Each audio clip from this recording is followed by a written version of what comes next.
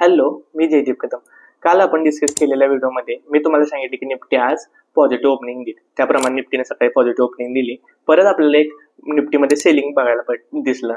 नंतर पूर्ण दिवस हे मार्केट हे साईडवाईज राहिलं आणि शेवटी मार्केट क्लोज करताना 24,330च्या लेवलला क्लोज झालं. आजचा दिवस काही ऑप्शन्स बाहेरसाठी नव्हता, हे आपण बघितलंच.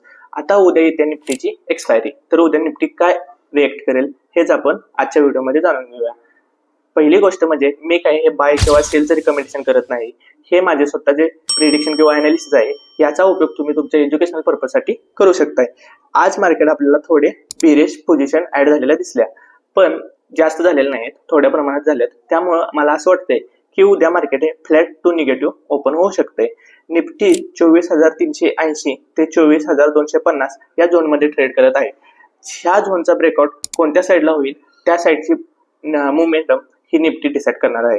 जर समजा निफ्टीने 24,250चा ब्रेकडाऊन दिला तर आपल्याला एक हलका फुलका 24,200चा सपोर्ट पाहायला मिळतोय आणि त्यानंतर आपल्याला 24,100 आणि 24,000चे टार्गेट आपल्याला बघायला भेटतात.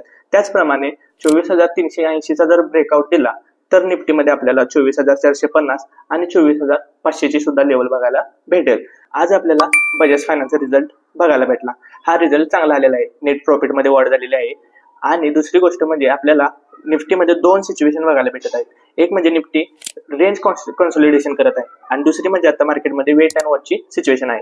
त्यामध्ये काय येते, पहिली म्हणजे इंडो पाक वॉर, दुसरं म्हणजे बऱ्यापैकी मोठ्या कंपनीचे क्वार्टर 4चे रिझल्ट आता ह्याच वीकमध्ये डिक्लेअर होणार आहेत. त्यामुळे आपण वेट वॉच करणे हेच आपल्यासाठी बेटर राहील. सेफ ट्रेडर्सना माझे एकच सजेशन आहे की उद्या तुम्ही तुमच्या लिमिटेड क्वांटिटी आणि लिमिटेड स्टॉप लॉस हे डोक्यात ठेवूनच तुम्ही ट्रेडमध्ये एंट्री करा किंवा तुमची कोणती पण पोझिशन तुम्ही चालू करू शकता.